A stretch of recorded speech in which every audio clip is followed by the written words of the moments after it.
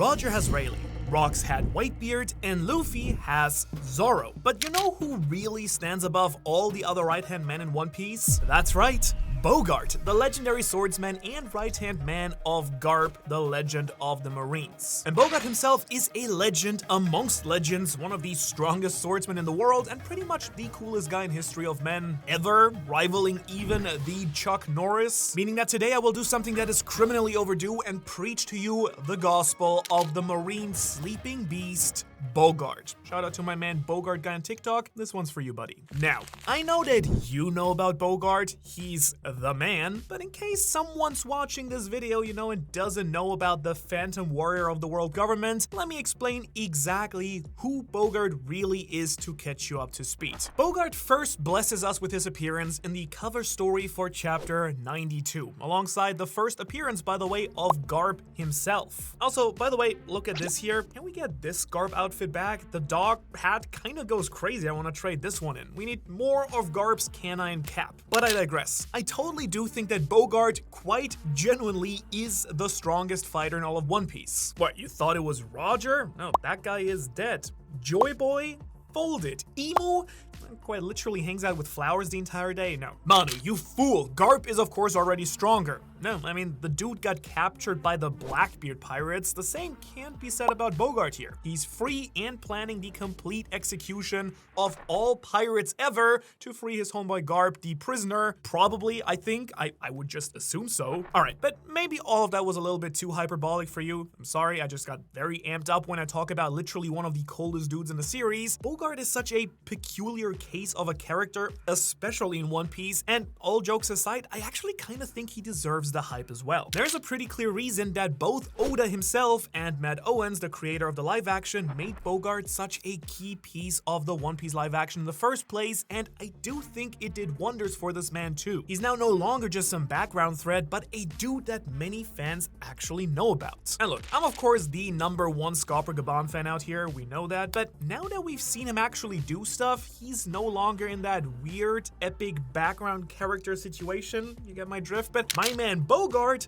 he's still in the shadows very much, and as a result is the final pillar of that category of legendary people we know pretty much nothing about. Which means that he is now the perfect person for me to glaze up, right? I mean, yeah, I said it, I'll stand by it. I'm gonna give Bogart all my glaze because he deserves it, truly. But I know you wanna know how epic Bogart actually is, what his powers are, etc. So as far as for how Bogart unleashes hell on his enemies, it's through the use of his badass katana right here, because yeah, this man looks like he could straight up be from Kagurabachi or something. And yeah, that also means, by the way, in case you didn't pay attention, that Bogart is a swordsman as well, which by my calculations already increases the coolness factor of him by around a crisp 69%, which is also unofficially Bogart's favorite bet position, since we do know he's a giver of true justice. And let me just say, Bogart's swordsmanship is pretty next level, as we see him absolutely slice and dice Kobe's dual pistols into like at least 35 pieces in a fraction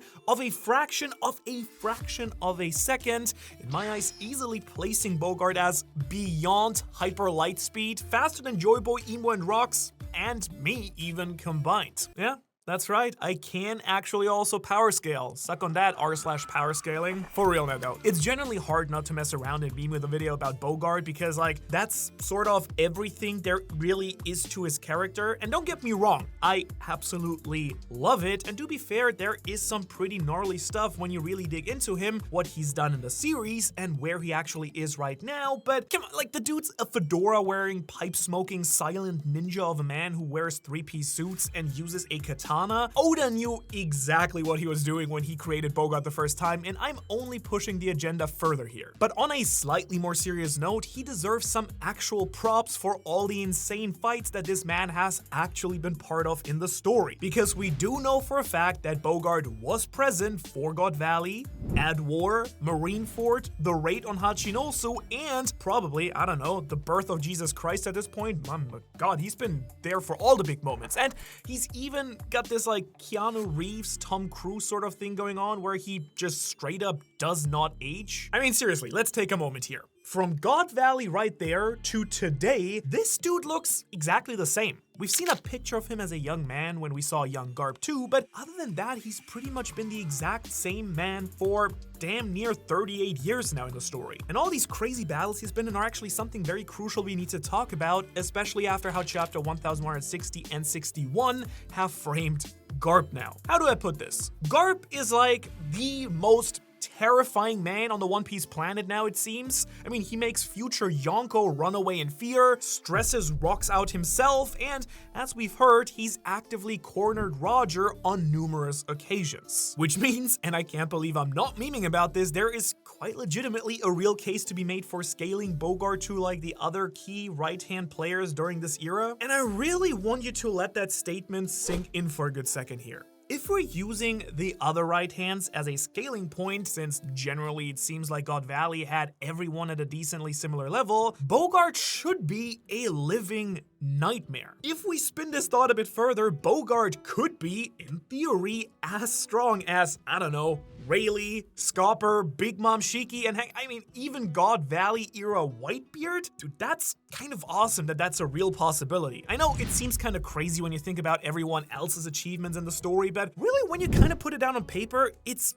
not that insane, really. I mean, Rayleigh, for instance, isn't a god, right? I think at least. He's a top-tier swordsman. Scopper is a real beast, but he's not like the most broken man in the world. Roger, Rox, and specifically Garp, they are kind of the absolute real units, but Bogart, he could very well just, you know, be this sleeper top-tier level character that kind of like Rayleigh or Scopper doesn't do a ton in the story because I guess the story never really calls for him to make anything. And that would make sense because he's the right hand of the strongest Marine of that era, so surely he's bound to be a top tier character himself. I'll go there and say it, in his prime, Bogart could maybe even be close to Admiral level, I think. I mean, other prominent right hands like Rayleigh, Beckman, Zara, and Whitebeard are posed against the other admirals, so I kind of see no real reason that Bogart himself wouldn't be kind of in that same power bracket, just deciding to stick with Garp instead. Now, sort of makes sense. Yes, I mean, did I probably just lose about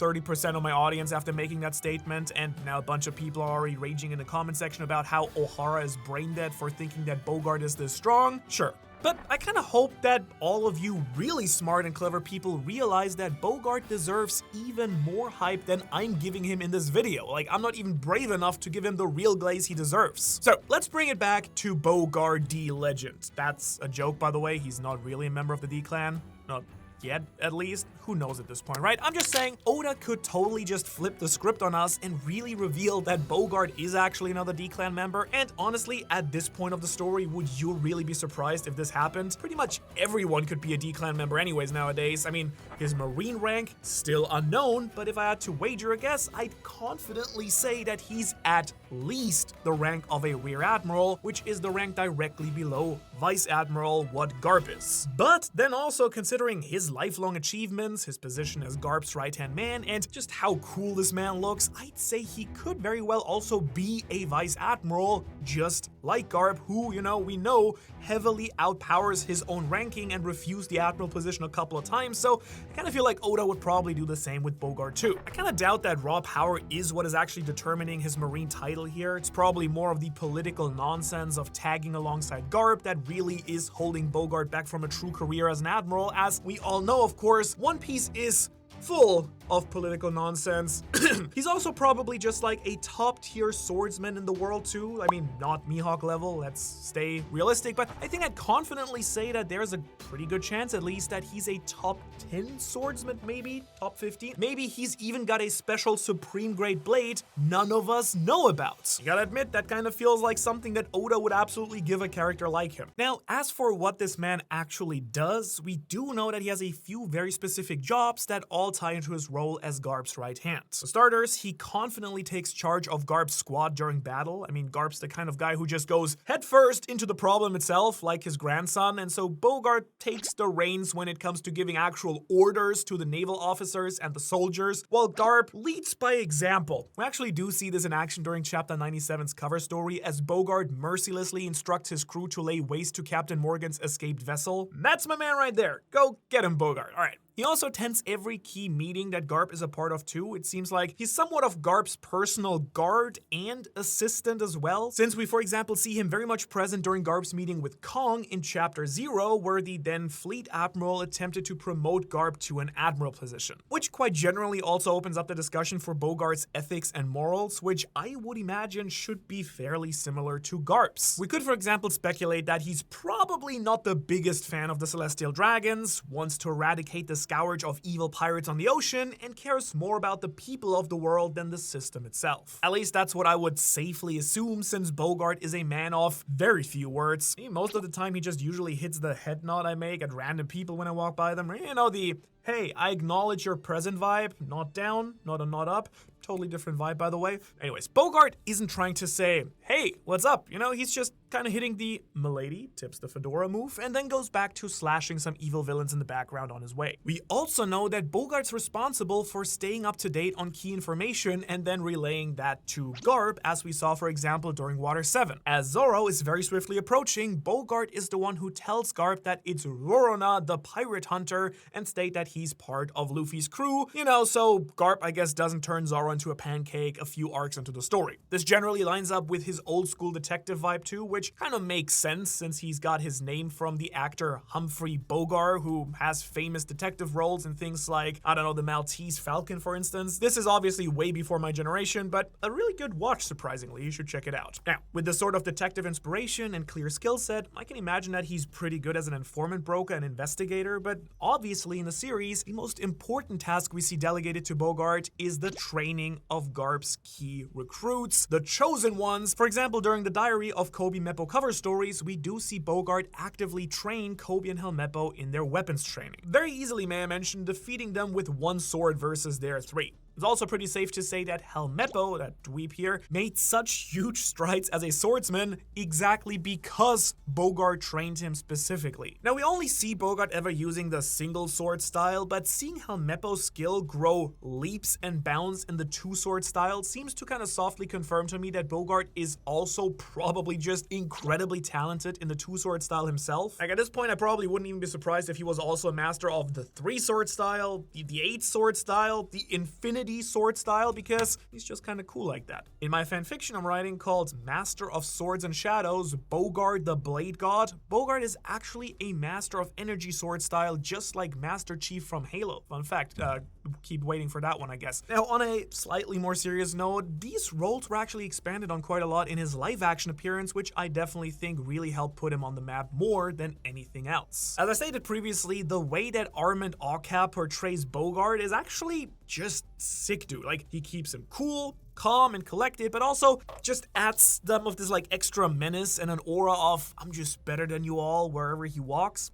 Love it, but we also get to see him really poke at the recruits and help Garp figure out where the Straw Hats are, serving as this key strategist for Garp's division, while Garp is just basically Luffy with a marine cap, I guess. So I quite genuinely appreciate Oda and Matt Owens for adding all the Bogart hype with the live action, since it really helped take him from this obscure background character to a fairly present One Piece side character, despite his fairly limited canon appearances so far. The thing that really sells Bogart to regular and diehard fans like you and me is how perfectly he crushes his role in the story. No, he is not a key player, and that's what really makes him so fun. We all have those obscure random characters across anything, games, books, television, manga, that actually then end up becoming our favorites because we sort of like knowing that weird random thing that other people don't and the mystery around them. It's kind of like picking, I don't know, like Minior as your favorite Pokemon or Gigabyte as your favorite Yu-Gi-Oh card. You form this weird connection with this mystery badass swordsman and become his diehard fan because there's literally no reason why you shouldn't.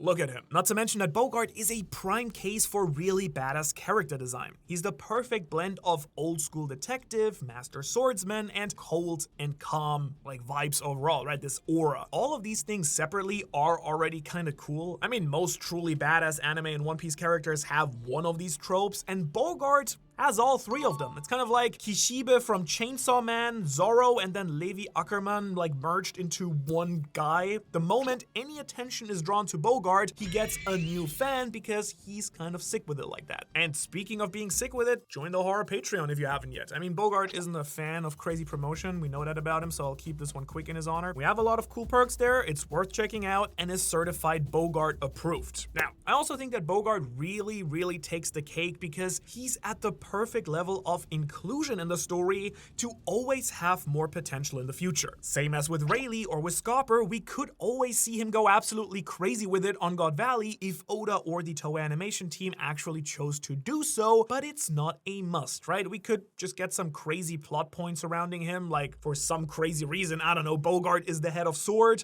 the Marines' secret special force, and honestly, again, I would not be surprised at this point. Now I think of it, considering his name, Bogard would be dead as a top-tier contender for its leadership somehow. Like, imagine Oda actually decides to take that angle and make him just the right amount of involved in the story, but nothing more than that. And since he's a swordsman, maybe he'll actually cross blades with someone like Zoro or Mihawk in the final saga.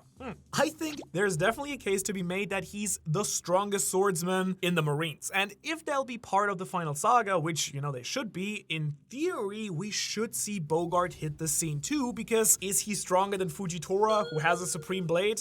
Maybe. Who knows? I don't, and that's exactly why I love Bogart so much right now. And we know that Bogart is somehow, somewhere, a key player in Oda's mind because he always appears when Garp does too. He's never been forgotten, not once. When Garp arrives, so does Bogart, and that means he's always got the potential to shift into the spotlight from the shadow, just for a moment at least, to do something truly epic and then dip back into the shadows without it feeling random or super off-putting, I think. In a story like One Piece with so many characters on screen, not every single one of them needs to be in the spotlight. I mean, not every awesome character will get a fully expanded, full backstory and insane feats in the story, and I think that's important and okay. It's okay for characters like the legendary Bogart to just exist as, you know, this implied powerhouse, mysterious, that truly scales up with Garp squats. Oda's been doing this for many years with many characters like, I don't know, Ben Beckman, and doing it with Bogart is the exact same thing. We do know that randomly, some just top-level threats are roaming the One Piece world, like Fujitora and Green Bull before they were found by the government, and when Garp is dealing with them, lore-wise, we do know that Bogart's dealing with their right hands. It's just a great and perfect way to create a character that fans can actually theorize about, hype up, and make a center of the culture without it actually impacting the story if Oda doesn't want to, of course. And speaking of impact, let's shift into talking about the man now who impacts galaxies, Bogart's boss/commander, Garp himself, because of course, this dude is critical to Bogart and the story, and Oda's reminding us more and more now in the endgame just how beyond broken Garp is. Again, that's why we talk about Bogart to begin with. But what is Garp and, in extension, Bogart's end goal? What is he really up to? Why is he doing everything, and how will Bogart enable the GOAT to achieve his end goals? Well, to find out more about that, check out this video here where we break down everything we can about Garp the Fist with everything we've seen from God Valley. Otherwise, thanks for watching, thanks to all of our patrons over here, and I will see you in the next video.